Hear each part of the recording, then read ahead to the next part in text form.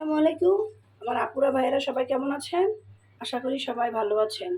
আলহামদুলিল্লাহ আমিও ভালো আছি। আজকে একটা মজা রান্না করব। প্রতিদিন পটল একইভাবে ভাজি করে খেতে ভালো লাগে না। তাই আজকে পটলটাকে অন্যরকম একটা ভাজি করব। সেজন্য আপনাদের সাথে শেয়ার করার জন্য চলে এলাম। পুলে বড়া আর পটল ভাজি তৈরি করব। সেজন্য পটলটাকে এখানে ধুয়ে পরিষ্কার করে এরকম করে নিয়েছি। এখন এটাকে বাঁশ বরাবর করে কেটে নেব। চেষ্টা করবেন কচি পটলটা নেওয়ার জন্য, তাহলে এই রেসিপিটা সুন্দর হবে করতে।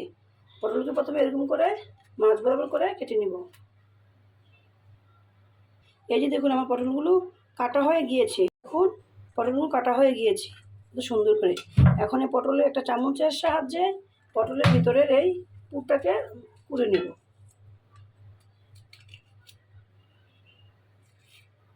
এই দেখুন এরকম করে সবগুলোকে আমি ভিতর থেকে পুরটা বের করে নেব।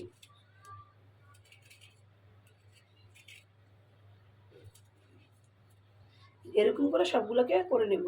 এই যে দেখুন সবগুলো পটলের পুরগুলোকে আমি বের করে নিয়েছি কত সুন্দর করে দেখুন সবগুলো পটল। আর এখানে পোলের ভিতরে যে অংশটা ছিল এটাকে এই যে বের করে নিয়েছি। এখন এটা দিয়েই তৈরি করব মজাদার। তখন প্রথমে এটাকে হাত দিয়ে ভালোভাবে চটকে নিতে হবে, ভালো করে চটকে নেব। চটকানো হয়ে গেছে। এখন এর ভিতরে দিয়ে দেবো বিভিন্ন উপকরণগুলো। প্রথমে দিয়ে দিব এখানে পেঁয়াজ কুচি। পেঁয়াজ কুচি দেওয়ার পর দিয়ে দেবে এখানে মিহি করে কুচি করে রেখেছি আলুটাকেও দিয়ে দেবে এর ভিতরে আমি। তারপর এখানে কুচি করে রেখেছি একটা টমেটোটা এর ভিতরে দিয়ে দিব। তারপর রেখেছি এক মুঠো গাজর কুচি করে দিয়ে দিলাম গাজরটা দিয়ে। এখন দিয়ে দিব শুকনো উপকরণগুলো। এখন দিয়ে দিব এখানে 1.5 চামচ পরিমাণ লবণ। লবণ দেওয়ার পর দিয়ে দিব আধা চামচ পরিমাণ হলুদের গুঁড়া। তারপরে দিয়ে দিব এখানে ভাজা 1 চামচ পরিমাণ জিরের গুঁড়া। তারপর দিয়ে দিব পরিমাণ মতো ঝাল মরিচের গুঁড়া, লাল মরিচের গুঁড়া দিয়ে দিলাম। তারপর দিয়ে দিব এখানে একটু কালো গোলমরিচের গুঁড়ো দিয়ে সবগুলোকে ভালোভাবে মাখিয়ে নেবে একত্রে। এই যেগুলো ভালোভাবে মাখানো হয়ে গিয়েছে, এর পর্যায়ে দিয়ে দেবে একটা ডিম।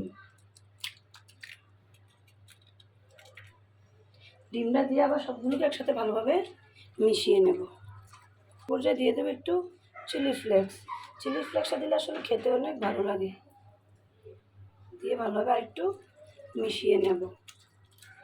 এই দেখুন আমার মিশানো হয়ে গিয়েছে। এখন জায়গা থেকে পুরটা রেছিলাম এই পুরটার ভিতরে এখন এই পুলগুলোকে একটা চামচের সাহায্যে এর ভিতরে সুন্দর করে চেপে চেপে ঢুকিয়ে নেব। এগুলোকে একটু চেপে চেপে ভরতে হবে।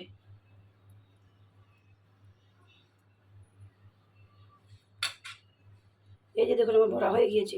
এরকম করে সবগুলো পুলকে আমি চেপে চেপে ভরে নেব।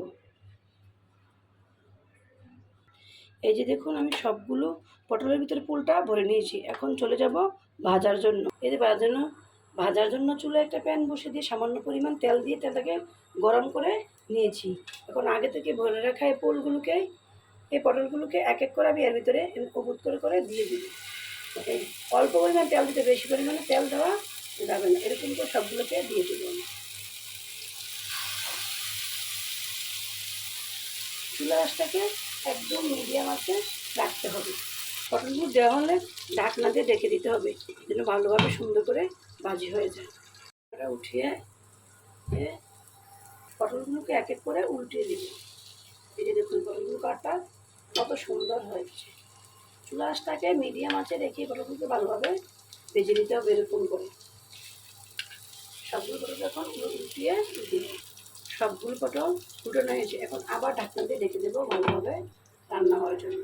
ভাজিগুলো হয়ে গিয়েছে, কত সুন্দর কালার করে হয়ে গিয়েছে। এখন এগুলোকে এক এক করে বাটিতে উঠিয়ে নেব। দেখতে কত সুন্দর হয়েছে কালারগুলো। সবসময় একই রকম করে পটল ভাজি খেতে খেতে আসলে মুখের স্বাদ চলে গিয়েছে। তাই আজকে অন্যরকম করে পটল ভাজিটা করলাম। আপুরা ভাইয়েরা আমার পটল ভাজিটা কত সুন্দর করে হয়ে গেছে। দেখুন এর কালারটা দেখতে কত সুন্দর, অসাধারণ হয়েছে, খেতেও খুব অসাধারণ। এই দেখুন কত সুন্দর অসাধারণ করে আমি ভাজি করে নিয়েছি, দেখতে কত সুন্দর হয়েছে। দেখুন এরকম একটা পটল ভাজি দিয়ে গরম ভাতের সাথে পোলাওর সাথে খেতে একটা অসাধারণ মনে হবে। দেখুন দেখতে কালারটা কত সুন্দর হয়েছে, অসাধারণ। আজ এই পর্যন্তই, আল্লাহ হাফেজ। আমার এই ভিডিও যদি ভালো লেগে থাকে আমার এই চ্যানেলকে অবশ্যই আপনারা ফলো করে দেবেন এবং শেয়ার করে দিবেন। এই পর্যন্তই।